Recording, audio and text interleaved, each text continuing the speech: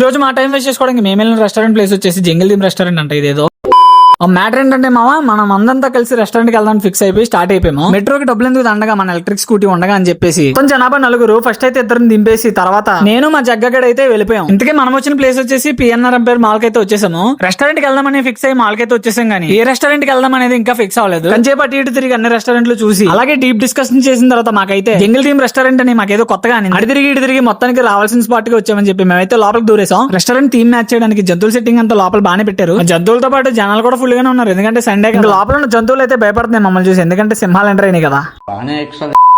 ఇంకా మొత్తానికి mini book వచ్చేసి మన 10th క్లాస్ లో ఉన్న ఆల్ ఇన్ వన్ బుక్ అట్లాగా బాగా దృఢంగా ఉంది. ఇంకా దాన్ని తిరిగేసి చేతులు లాగేసింది మా ఓళ్ళకి. చిరాకు వచ్చి చికెన్ 65 బిర్యానీ ఒకటి స్పెషల్ బోన్లెస్ చికెన్ బిర్యానీ ఒకటి ఆర్డర్ చెప్పిన అరగంటకి అయితే బిర్యానీలు వచ్చినాయి. ఇంకా బాగా ఆకలితో మేము అరగంటలో వచ్చిన ఆ బిర్యానీని 5 నిమిషాల్లోనే ముగించేసాం. ఇంకా వచ్చిన బిర్యానీలో చికెన్ 65 బిర్యానీ అయితే చాలా బాగుంది. అదే చికెన్ 65 బిర్యానీ ఇంకోటి తీసుకురాబయ్యా అంటే ఖచ్చితంగా 15 నిమిషాలు పడద్దు అన్నాడు మనోడైతే. అంతసేపు ఆగలేక మేమైతే రెడీగా ఉన్న దమ్ బిర్యానీ తెచ్చామన్నాం. ఇంకా పైన కోతి చూడండి మా ఓడి ప్లేట్ లో ముక్కలాగేద్దాం ఎలా వచ్చింది కానీ మా ఓడైతే దానికి ఆ ఛాన్స్ అవ్వలేదు.